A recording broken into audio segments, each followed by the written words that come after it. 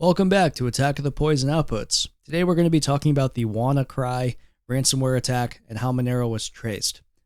This was back in 2017, so Monero was a little different back then. But as you're going to see, this has a lot of elements of what we've been talking about so far in this series. Co-spends, EAE attacks, metadata from Coinswap services.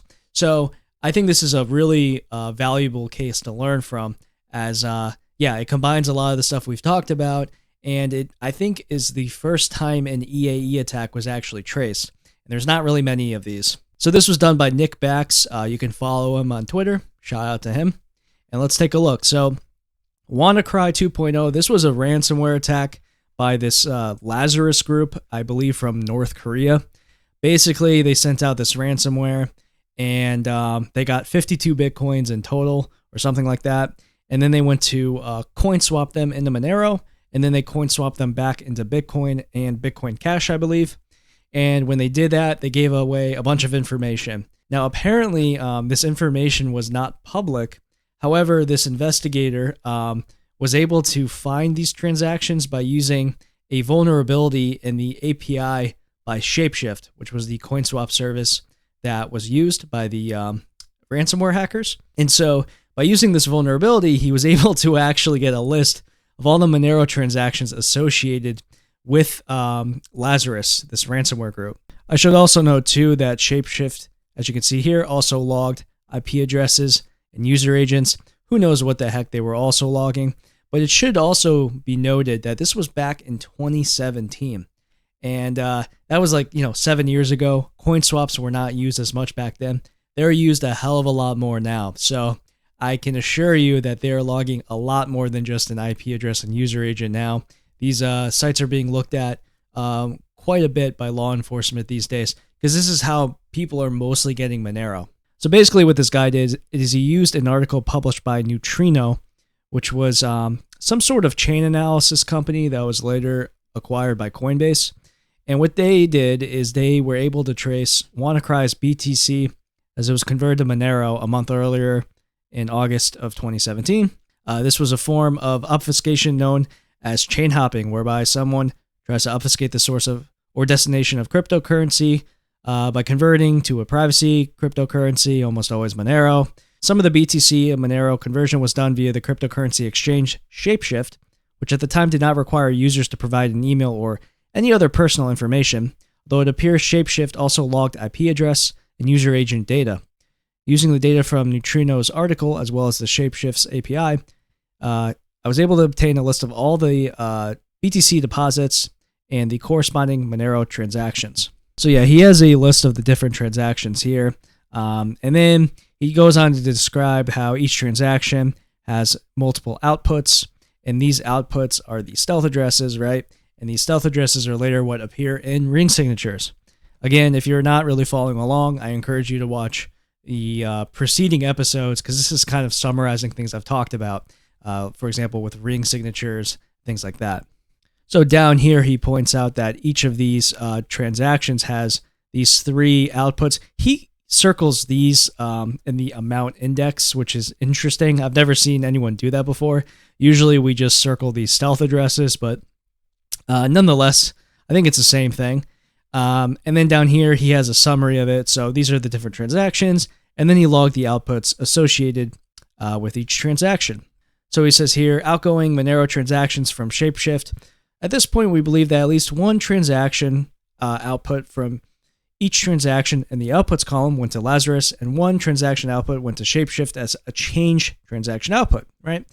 In most cases, there was a third transaction output, which could have gone to either Lazarus or Shapeshift. We later learned that it always went to Lazarus. So now he talks about how ring signatures work. Now, back when this happened, ring signatures were only 5 in size. So, that just makes the anonymity set weaker because you're only dealing with 5 ring members as opposed to now, which is 16.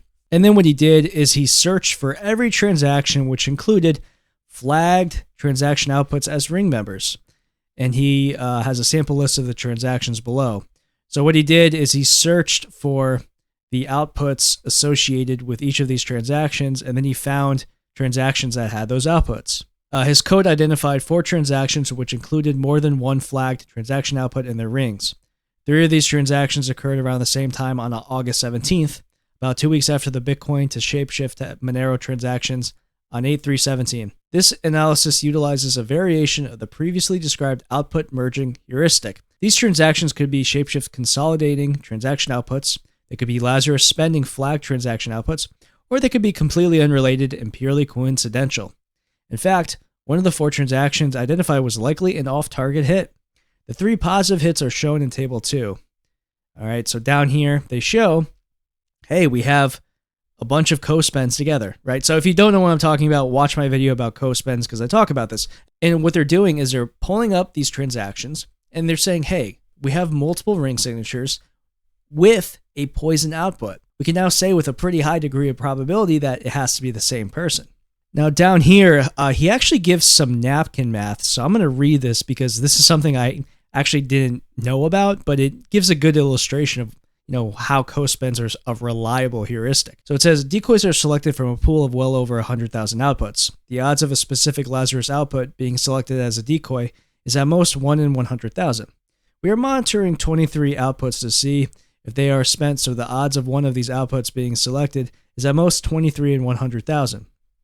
Each ring has 5 members, so 5 chances to include a Lazarus output. 5 times 23 over 100,000, or 0.00115. The odds of 7 outputs being selected as a decoy in the same transaction is roughly 0.00115 raised to the 7th power, which is 2.6 times 10 to the negative 21st, or 0.0000. You get the idea. Very low. In short, while this is a probabilistic analysis, the probability of 7 flagged transaction outputs randomly being selected as decoys and transaction with only 7 inputs is astronomically small. And when he says 7 inputs, he means 7 different ring signatures.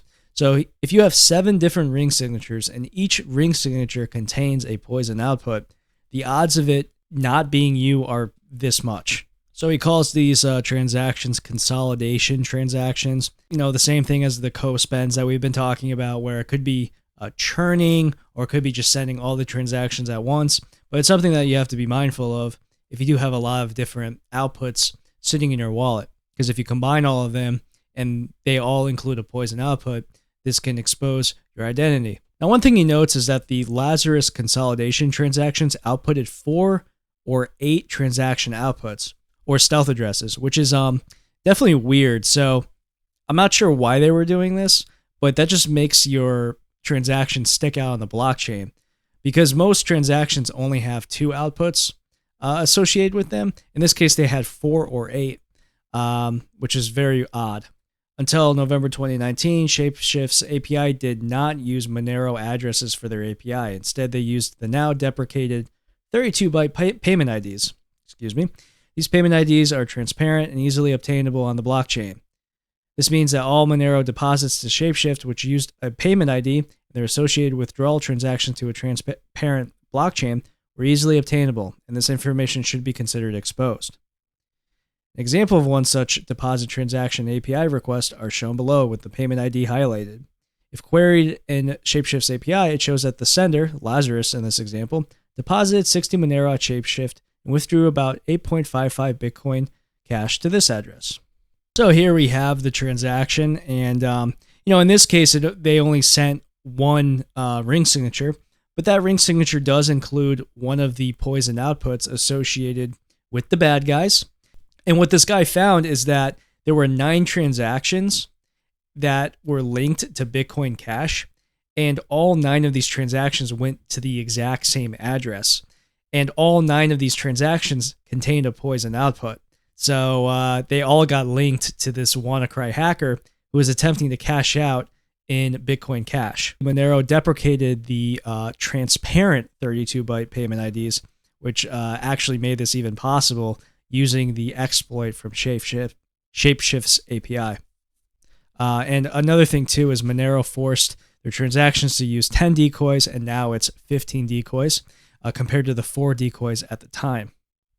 So that's pretty much it. I mean, to summarize, this person, what they did is they turned their Bitcoin into Monero, and then they sent a lot of these different transactions at the same time. And when you send these transactions at the same time or in the same transaction and you're using multiple ring signatures, if each of those ring signatures contains a poison output, you are basically giving away that you are sending Monero. And so they did that a bunch of different times. And then later on, when they sent this consolidated Monero to the exchange, each transaction, had a ring signature, but that ring signature contained a poison output. And each of those got sent to a Bitcoin Cash address that later on became associated with the Wannacry ransomware attack. And all 9 of these transactions with a poison output inside of them then went to the same Bitcoin wallet. So this Bitcoin Cash wallet received 9 transactions. All 9 transactions are linked to Shapeshift, and all 9 of these transactions received Monero that contained a poison output. Now, on top of all this, there was other things too, right? The ring signature size was only 5 at the time. I don't really think that would have made much of a difference. They were making a bunch of other mistakes as well, but that does have an impact on things. And furthermore, this data that was on this website was being observed. And I am making this clear to you guys. I'm going to keep beating a dead horse here. These exchange sites, these Coinswap sites, these chain hop sites, whatever you want to call them, they're logging data. And that data is easily called upon if law enforcement sees the right to, look into more information. Now, this happened back in 2017, so you better believe that they have increased their capabilities when it comes to monitoring things like this. So anyway, that is the Wannacry 2017 ransomware tracing that was done. So pretty cool stuff. And did you learn something today? Well, if you did, you can send me a donation. I'd appreciate that. And otherwise, stick around. We have a bunch of more examples coming through. We're going to be doing some more darknet stuff. And we're also going to be looking at some other stuff as well. So thanks for watching.